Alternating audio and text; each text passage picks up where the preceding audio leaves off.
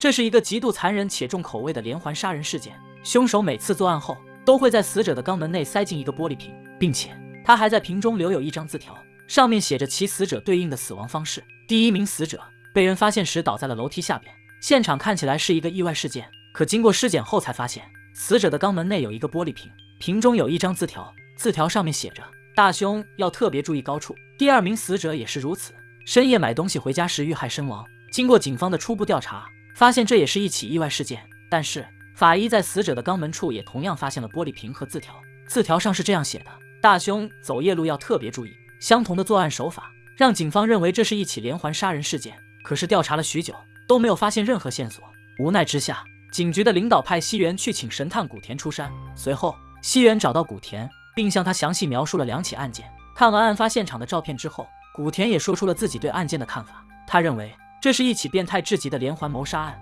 凶手作案后将被害人的死亡方式写成字条，然后装进玻璃瓶并塞进死者的肛门内，这就是凶手的作案手法。除此之外，古田还从照片上发现死者的衣服非常的干净整洁，这也就从侧面反映出了凶手是一个一丝不苟的人。古田说完自己对案件的看法后，他让西元离开了这里。随后画面转过，第3起命案发生了，一名正在夜跑的老人突发倒地身亡，法医在他的胃中检测到了微量的毒药成分，并且在肛门处也发现了玻璃瓶和字条，字条上面写着大凶要特别注意不要过度跑步。与之前的2起命案相比，第3次发生的案件有所不同，这一次有目击者目睹了命案发生的全过程。据目击者所说，死者倒地时身边没有任何人。然而这到底是怎么回事呢？警方推测凶手应该是让死者吃了某种具有研发性的毒药，但是有一点实在是想不通，那就是凶手是在什么时候用了什么方式把玻璃瓶塞到了死者的肛门里去的呢？西元再次找到古田，把这一切都告诉了他。精彩的案件引起了古田的注意，他答应出山调查这起扑朔迷离的连环凶杀案。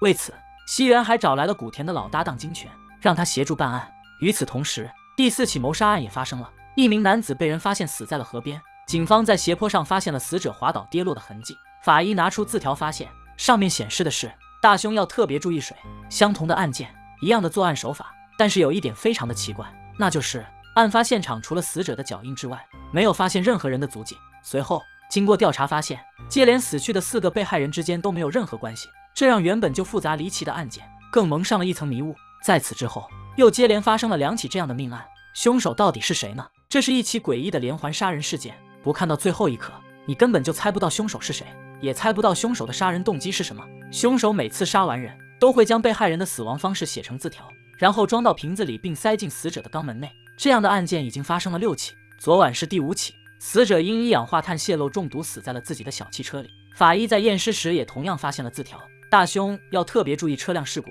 对此，警方怀疑是凶手对死者的汽车做了什么手脚，然后等死者没了呼吸，才找机会将玻璃瓶和字条塞了进去。但是现在有一个重大的问题，那就是死者是一个胖子，并且还身穿背带裤。凶手他是怎么做到在这么狭窄的车内将裤子脱下来并把玻璃瓶塞进去的呢？这根本就不可能。说完，画面一转，古田和西元来到了第6起命案的现场。死者名叫景木，是一个议员的秘书。半年前，那个议员上吊自杀了。当时议员作为政坛新星，刚步入官场就传出自杀身亡，这难免不让人说闲话。于是很多媒体就报道说议员是被政敌所害，景木先生也因此被传唤调查了一段时间。后来经过法医的检验，结果一出便洗清了景木的嫌疑。报告显示，议员的死的确是自杀，因此那个案件也就以自杀结了案。说完，古田瞬间意识到了什么，再看看死者的照片，顿时他明白了所有的一切。原来之前一直在纠结于被害人之间的关系，却忽视了凶手真正的作案动机。古田表示，凶手运用了一种高超的作案手法，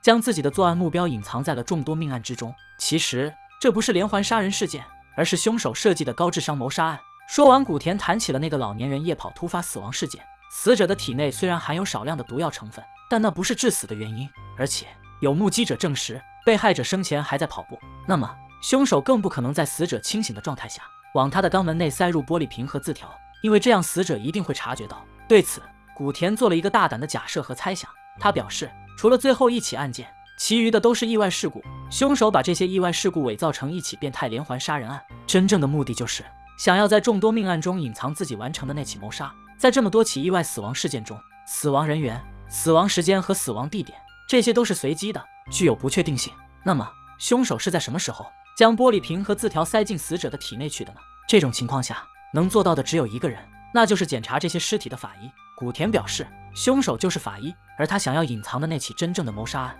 就是最后一起景木先生遇害的案件。古田为什么会这样说呢？他表示，一切的答案就在那张照片上。为了掩盖一起杀人案，凶手制造了多起连环杀人事件。古田拿出照片表示，景木先生遇害前的那5起命案，案发现场死者的衣服都非常的干净整洁，并且没有发现任何嫌疑人的痕迹。原本古田还以为凶手是一个一丝不苟的人，可当他看到最后一起命案的照片时，他才意识到自己错了。案发现场景木先生乱七八糟的衣服，让他明白了其实凶手的真正目标是景木，而且最后一起案件和其他的都不一样，现场有嫌疑人的脚印，死者的脖子上也有被注射过的痕迹，可以确切的说，这就是一起杀人事件。而且也只有最后这一次，凶手在案发现场完成了那个变态的犯案手法。现在知道了凶手的作案手法，那么凶手的作案动机是什么呢？古田表示，景木的死很有可能和半年前那个议员的自杀案有关，于是让西原去调查了一下。果不其然，这一切和古田预想的一样，西原把所有命案的尸检报告都找来，发现除了最后一起景木的案件，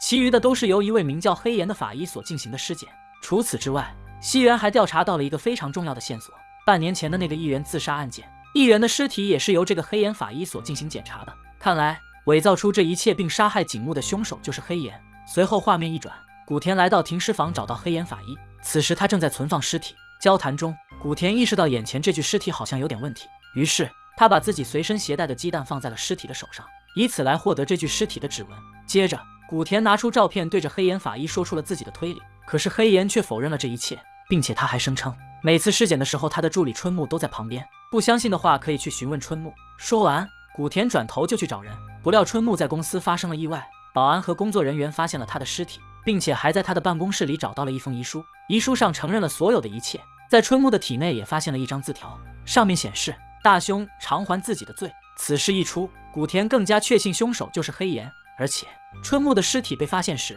他早已死亡多日，并且案发现场昨晚下过一场暴雨，可死者的衣物却是干燥的，这根本就不符合常理。对此，古田表示，春木应该是几天前就遇害了，黑岩将尸体藏了起来，今天才搬去的那里。说完，古田认为之前在停尸房看到的那具尸体很有可能就是春木，于是把鸡蛋上的指纹拿去和春木的做了比对，果然这一切都和古田所想的一样，那具尸体就是春木。古田拿着证据找到黑岩，对他说出了所有真相。面对铁证，黑岩也不再狡辩，最终他承认了这一切。原来半年前议员的死不是自杀，黑岩收到了一笔钱，做了一份假的死亡证明。然而此事后来被秘书景木知道了，于是黑岩就设计了此案，将知道这一切的景木给灭了口，助理春木也因此被杀害，当成了替罪羊。这就是本案的所有真相。好了，本期视频到此结束，非常精彩的一集，喜欢这部剧的给小森点个赞吧，咱们下期再见，拜拜。